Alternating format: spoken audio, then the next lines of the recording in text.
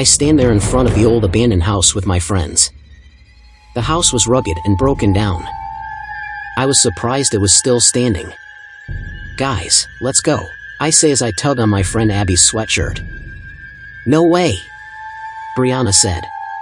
"Quit being a baby and come with us." The rest of the group crept up the old wooden stairs and I tagged along. When we reached the door, Caitlin turned the handle and opened it, causing a cloud of dust to erupt in our faces. Coughing and sneezing, we entered the doorway. It was frightening inside. The wallpaper was torn and hanging, pictures hung crooked on the walls, and some were lying shattered on the floor. "Come on," Sam said as the rest of the group followed her upstairs. The old chipped stairs creaked as we walked up them.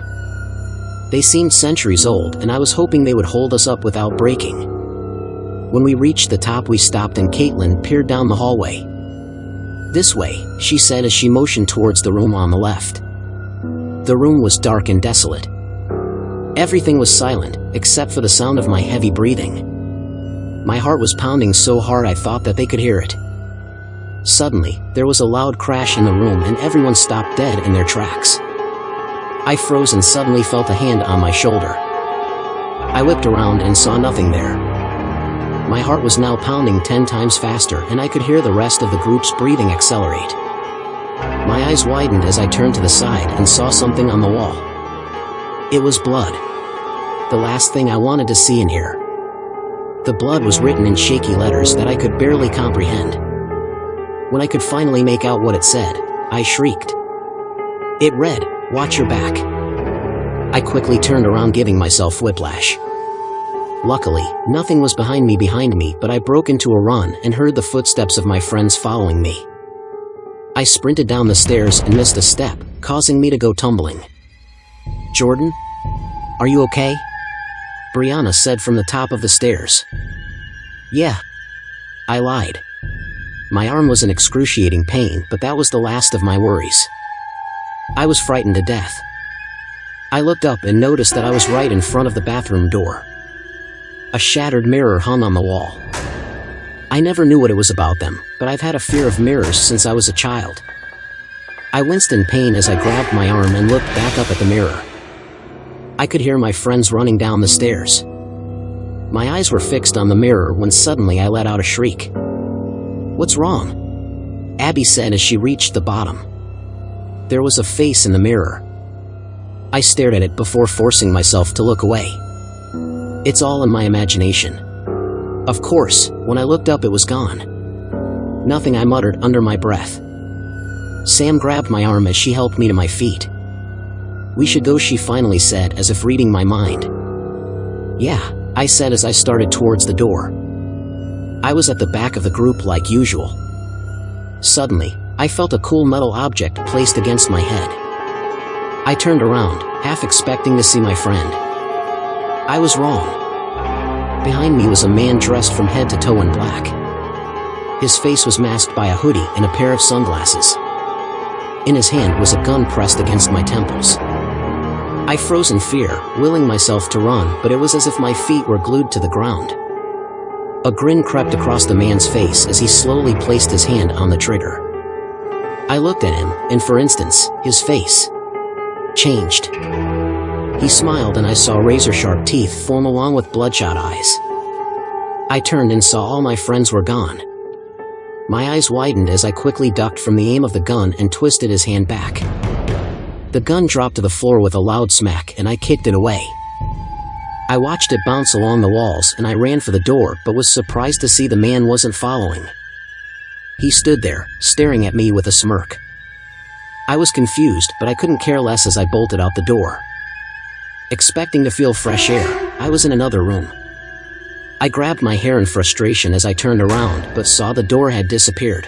"How is this happening?" I said to myself. I began hyperventilating as I realized I was trapped. The room suddenly became brighter and what I saw made my eyes widen.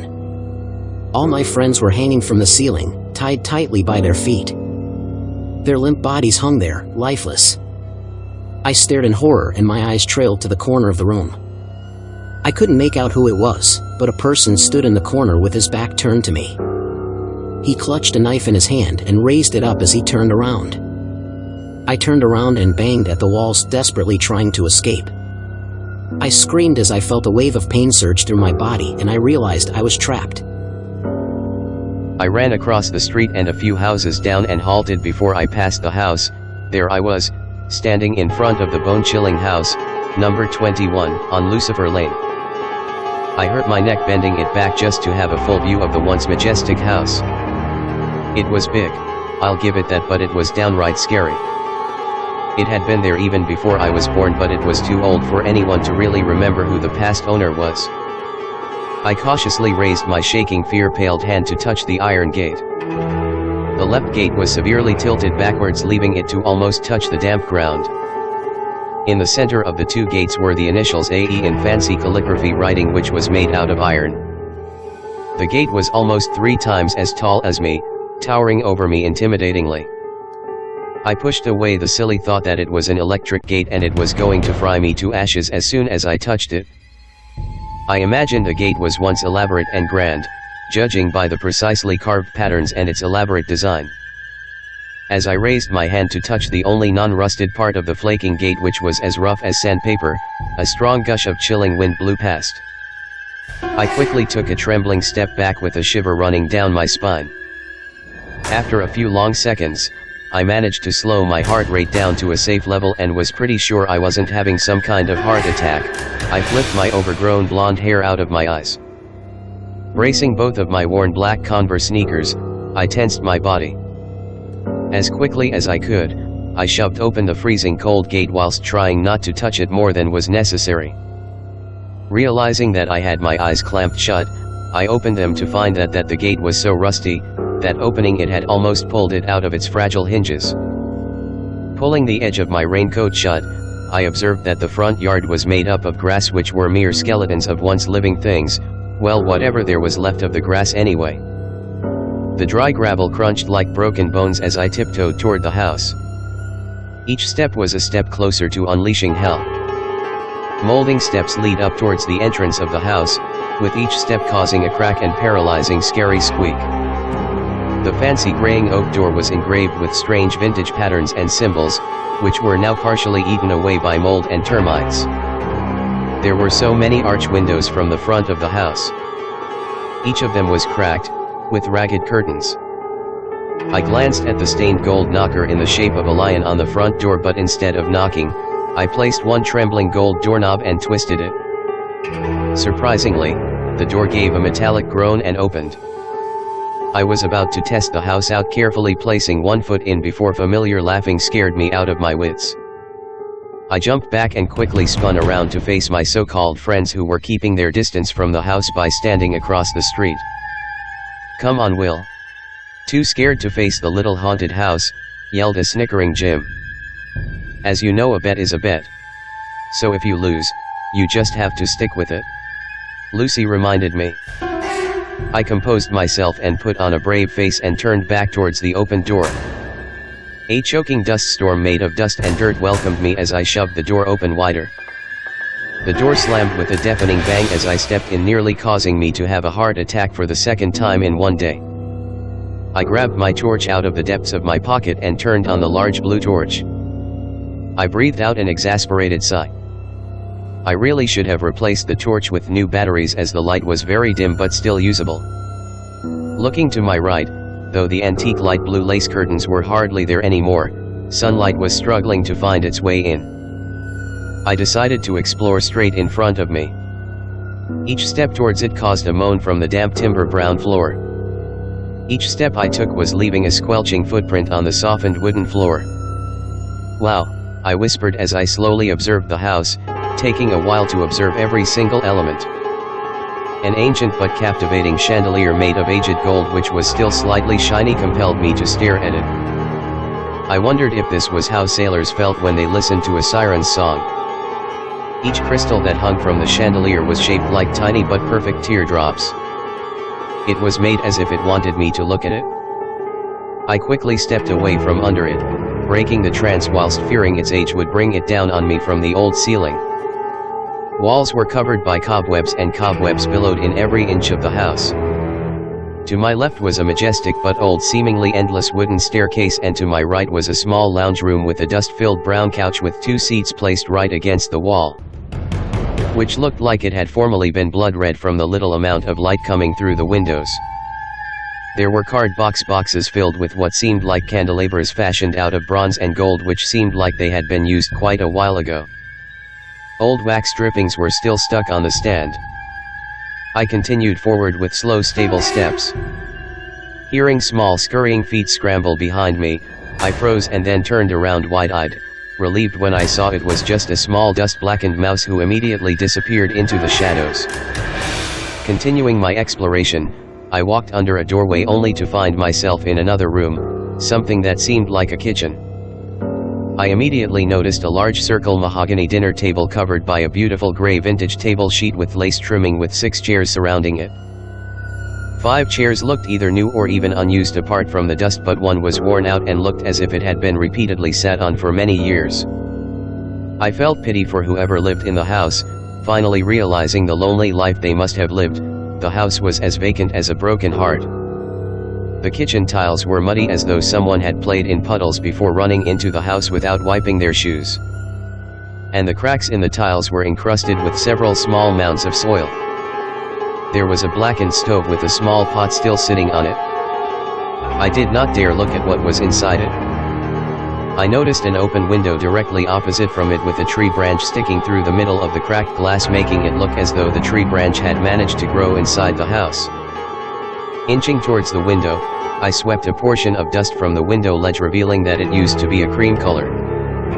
I imagined someone calmly putting their elbows on the ledge and looking out from the window. A single gold-etched dinner plate lay on the edge of the table directly in front of the worn-out chair, and upon the plate was a decomposing unknown substance that was probably once someone's dinner. I turned and walked away, fearing its appearance and overpowering odor would make me sick. I took a turn towards the stairs and noticed that in the living room was a Steinway grand piano that had somehow survived its time in the broken-down house. It looked as though it was once a glossy black but was now a dull gray molding instrument. The yellowing keys were still amazingly attached. I cautiously walked towards the piano and raised my hand to place upon the dusty keys, curious to see if time had affected its sound. I repeatedly tapped on one key, which produced a rough out-of-tune note. Just as in every horror movie I've watched, I expected the piano to mysteriously start playing by itself and I would start running for my life, but nothing happened. Only the eerie echoes of the keys I played. As I leaned on the keys, a cracking sound from the wood made me jump back. I slowly backed away, scared that I would crumble it even more, and moved back towards the base of the stairs. I ran my hand over the professionally carved wooden railings and jumped when I saw the large wooden ornament snake tightly wrapping around the railings. Its beady eyes were made to look as though they were bulging out of its head. Its mouth was wide open, bearing its fangs, which were heavily exaggerated, looking long, sharp, curved, and ready to tear through anyone's flesh. Each step up each stair made me feel like I was going to fall right through. I trailed my hands along the ravaged golden vintage-themed wallpaper covering the walls to help me keep my balance on the jagged stairs. It was so dark towards the top of the stairs that I could see nothing beyond the top step. Stopping to take a deep breath, I could hear my heart beating in my ears, and waited to see if I was going to black out. I took a step into the unknown. I was standing in the hallway of something that seemed like an endless narrow hotel corridor. The walls were beyond repair. The haunting darkness made my eyes hurt as I tried to widen them even more. My mouth went dry before I could take another step. The smell of decaying rain-drenched walls made me feel nauseous, and with the dim light and useless glow in the dark, I could only see dust particles rise from below my feet as I disturbed it. Each step I took was slowly disintegrating the ground. I could barely tell that it was once Golden Leaves wallpaper. It had been eaten away so badly that I could get glimpses of the wooden frame of the house under the wallpaper. The remaining bare spaces of the walls were smothered with ripped paintings of smudged beings. The frames screamed expensive with their detailed shaping and carvings. I didn't know where to turn, or where to go. It was too dark to turn back, and I suddenly started to feel claustrophobic with the tight narrow path, and the smell of unknown things made my head spin. I quickly darted forward, dodging wooden sinkholes in my path. I stopped to curiously poke my head down into one of the holes to see where the bottom was, which was directly above a room that seemed like a laundry, judging by the metal buckets that they used to use in the Victorian age. I got up off my hands and knees and noticed a ladder leading into an open space. I carefully climbed the rotting ladder as fast as I could, skipping steps to get up faster before the creaking ladder crashed to the ground. "Stupid torch, what is wrong with you?" I yelled once I reached the top, before slamming the torch against anything I could find before throwing it in distress. Miraculously, the torch brightened up, revealing where I had just landed. It looked like a museum storage room, except for the pointed roof pointing up to the probably now sun-setting sky. It hit me like a hammer when I realized I was in the attic, the last place I ever wanted to be in this hellhole. Everyone knows that the worst things always happen in the basement or attic. Sheeted boxes covered in dust. There were even old dead lamps that looked as though dustmen had just thrown up on them. I screeched when I accidentally looked into a mirror, not believing that it was me staring back from the reflection. I was now regretting sticking my head down a hole. It looked like I had just walked through a dirt storm. But the attic might have been the most harmless looking room in all the rooms I had explored. There were no scavenging rats, no unknown substances, no rotting walls, and no creepy, disgusting floors. I picked up a Browning photo in a picture frame of a young, eye-catching woman. Even with the Browning colors, her pinned-up hair still looked hazel.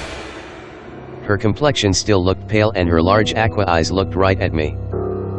I turned the photo around and it read, "Alison Enescu, 1903. I gently put the picture down to continue exploring the attic. There was a tall wooden bookshelf with tilted shelves caving under the overflowing amounts of books. I mischievously wrote with my index finger, "Will was here" on the side of the bookshelf, taking advantage of the dust. The shelves were filled with novels, encyclopedias, and other books in another language I didn't recognize, and they were all from a different era completely. There was a small lonely chair sitting in the corner. It looked like the ones you would see in antique shops, with its mahogany legs and its soft velvet cushion. The wallpaper was gray and patterned with small pink roses, making it look sweet but not childish. I was surprised that this room wasn't as torn up as all the other rooms, but then I realized there weren't any windows in sight. Looking around, I realized there was one, but it wasn't made to open, just to admire the gloomy view outside. I was suddenly curious to explore the corridor-like hall with the rooms and paintings that I had just walked past before. I climbed back down the ladder on which I ascended, a little more at ease this time. I roamed the hallway, trailing my hands against the rough wall whilst dodging the paintings. I walked along, hoping to find a room that would catch my attention. One did, and for all the wrong reasons. I stopped in front of a room that was hidden by a partially closed oak door, leaving only an eye's width open. There was an undeniable odor that made my stomach turn and my nostrils burn. I used my foot to push it open, not wanting to touch the Browning-drenched door. The room was not what I expected at all. It looked like someone had once called it their bedroom. I was expecting overturned furniture, broken walls, and ripped up floorboards, but this room was the least damaged out of all the other rooms, even more preserved than the attic. The small single bed with the white wooden bed frame was neatly made, with a blanket colored with tiny embroidered red roses. The bedside table contained a small lamp coated with spider webs. I noticed a pair of glasses lying uneasily on the floor in an unruly manner, with a crack as if someone had thrown it towards the walls, which were patterned with roses and leaves, making it obvious that the room once belonged to a woman. My heart literally skipped a beat when a sudden thought sunk in. At the back of my mind, I thought I knew what grim discovery I was going to unveil. I slowly walked around towards the other side of the bed. I didn't want to walk another step, but my legs disobeyed, pulling me towards what I would never forget. I didn't know when I stopped breathing because of the shock. I blankly stared at the almost blacking green hand that was connected to something that I would not let myself see. Just the mere sight of the limb caused my mouth to open and release a sound that I didn't even know existed in me. I knew I sounded as loud as a girl at a One Direction concert, but I just couldn't stop myself. I ran as fast as my legs could take me. I basically flew down the stairs, accidentally cutting myself from the snake's fangs as I tumbled down the last few steps. I knew it was supposed to hurt, but I couldn't feel the pain. I was numb with fear. I finally reached the front door, pulling the gold handle. Instead of opening, the ornate gold handle came off the door and into my hands.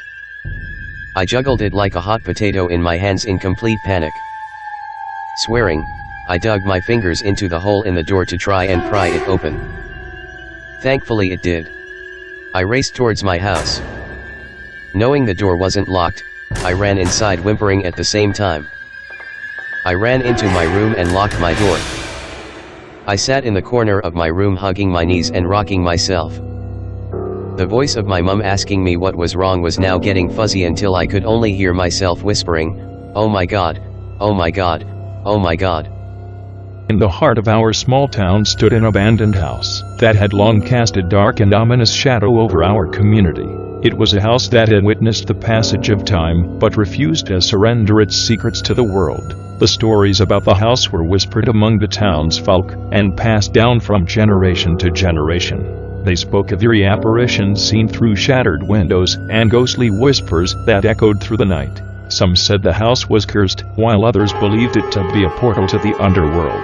As teenagers, curiosity got the best of us, and we decided to venture into the forsaken dwelling. It was a moonless night, and the only light came from the faint glow of our flashlights. The air grew colder as we crossed the threshold, as if the very house itself recoiled at our presence. The interior was a time capsule of decay and despair.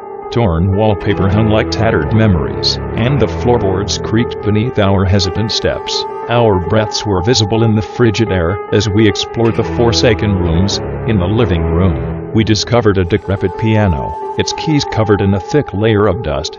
Without any prompting, a haunting melody began to play, filling the air with mournful notes. We stood in stunned silence, our eyes darting around the room, searching for the unseen pianist. The melody continued, growing louder and more frantic, as if an invisible hand raced across the keys. Panic set in, and we fled the room, our hearts pounding in our chests. Upstairs, we encountered a hallway that seemed to stretch on endlessly. Doors lined both sides, their handles shivering, as if eager to reveal their secrets.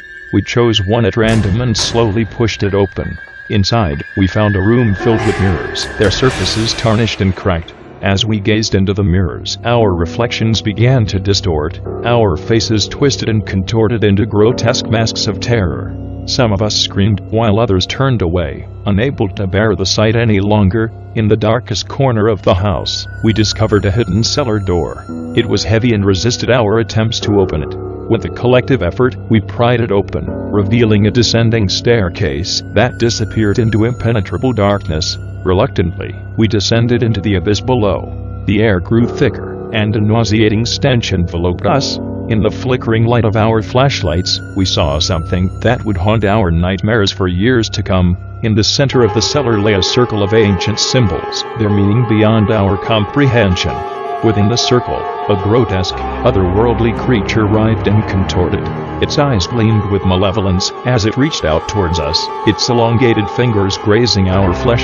Terrified, we scrambled up the stairs and out of the house, slamming the door shut behind us. We dared not look back, for fear that the horrors we had awakened would follow. To this day, we bear the scars of that night, both seen and unseen. The abandoned house still stands, a grim sentinel in our town, a place where the living should never tread, for it is a dwelling of darkness, where nightmares are born and reality blurs with the supernatural.